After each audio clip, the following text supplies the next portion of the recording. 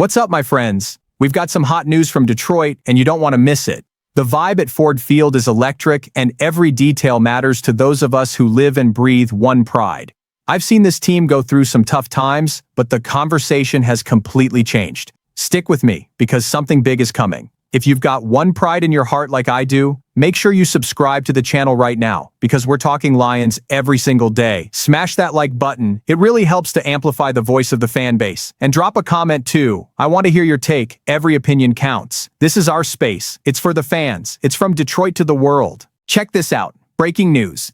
Isaac Taslea is starting to cause a stir in the fantasy world. But here in Detroit, the talk is all about pride. This kid arrived quietly, got sick during the opener, and barely saw the field against the Packers. Just 3 snaps. But what did he do with such limited time? A highlight reel touchdown, the kind you replay on TV for days. I've seen promising receivers come through here and fizzle out, but this kid, he's got something. It was special, really special. And you know what gets us even more pumped? Dan Campbell didn't hold back. He said it straight up. He wanted to use Taslea more.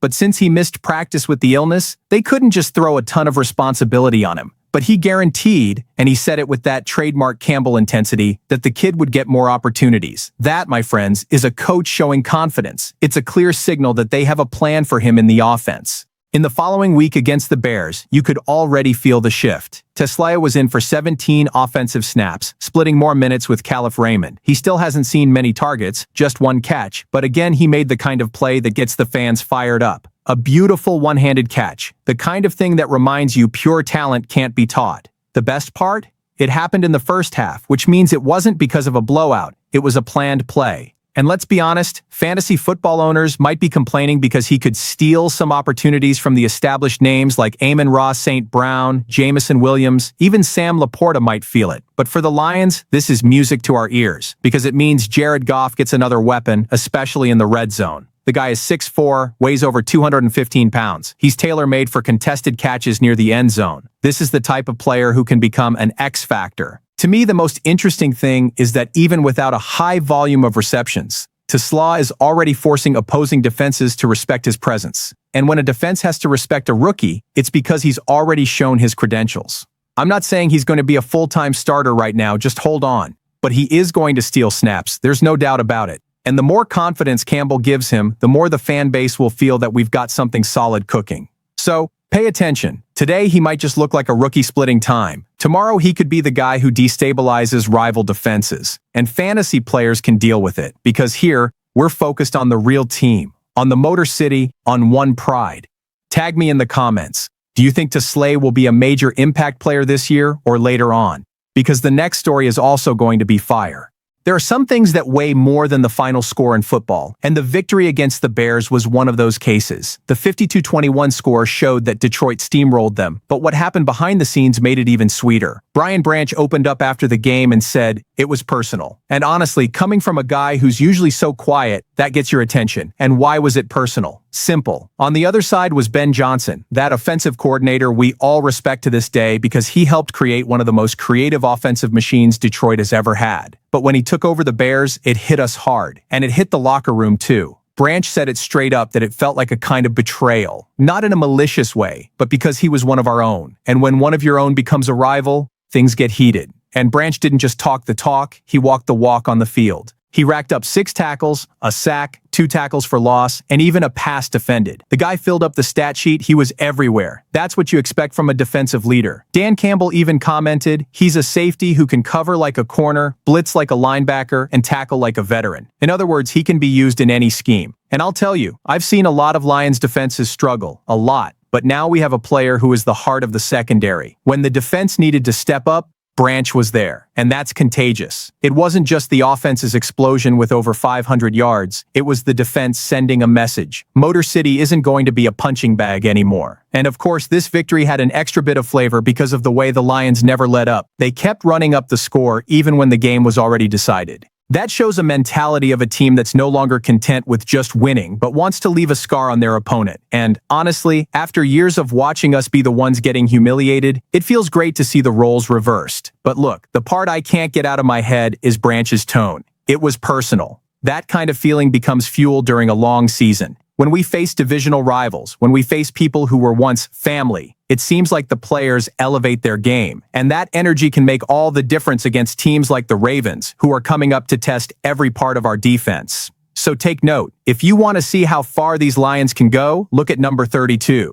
Branch isn't just another name, he's already a cornerstone, he's already a leader, and he's already shown that Detroit plays with a wounded pride when they need to. Now, hold on tight because the next story has some hot inside info on the offensive line. This is one of those news items that only those who follow the team closely can understand the weight of. There's strong smoke in Detroit about John Feliciano. He's not a star name, but anyone who has seen this guy on the field knows he delivers consistency. And after Frank Ragnow's retirement, the front office can't mess around with the offensive line. Without a solid center, Goff is exposed, the running game loses rhythm, and the entire offensive system falls apart. Look, I've seen entire Lions seasons get destroyed because the protection failed. We can't repeat that mistake. And Feliciano comes with an interesting package. He's played guard. He's also filled in at center. He has experience in heavy blocking schemes, and his price shouldn't break the bank. His last contract was for $14 million over 3 years with the 49ers. Nothing crazy. Now as a free agent, he could be a quick fit without a trade or compensation.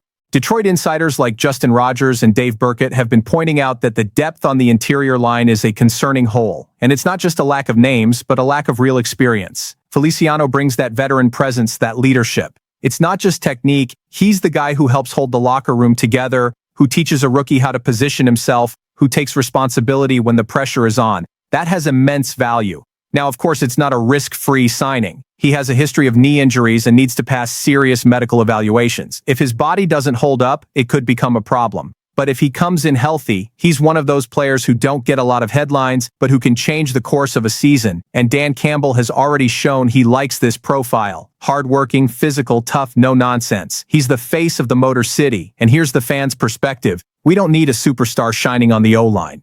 We need confidence, someone who won't let the pocket collapse on third down, who opens up space for a short run on the 1-yard line. Feliciano could be exactly that. It's pure value, and the team needs to think beyond the big names. So, if you ask me, I'd say this move makes perfect sense. The front office needs to go after him, sign him soon, before another team spots the opportunity. Because if they leave the O-line exposed, you can forget about it. The Lions' offense is explosive, but it only works if there's a wall in front of it. And with the Ravens and other monsters coming up, this decision is urgent. And hold on, because the next story isn't about a potential reinforcement, it's about someone who's already here and is growing into a bigger role on the field. This one is going to be good. Some hot news straight from the Motor City. Al-Quadin Muhammad has definitely gained the trust of Dan Campbell and company. The 30-year-old veteran who's been with a few teams arrived quietly in Detroit in 2024, started on the practice squad, but has been earning his spot with sheer effort. And when we say effort, we mean it literally. The guy plays with a rare intensity, and Campbell can't stop talking about it. The opportunity opened up specifically because Marcus Davenport is sidelined, going through ankle and shoulder evaluations. No one knows when he'll be back. In this scenario, Muhammad becomes a vital piece. Against the Bears, he already showed what he can do, and the coaching staff made it clear. This is the type of player who takes advantage of every chance. Campbell said he remembers at least 3 plays where he simply didn't give up on the ball. You see a short pass, a screen, but he's running after it until the very end. That effort is contagious, and to be honest, the fan base appreciates that.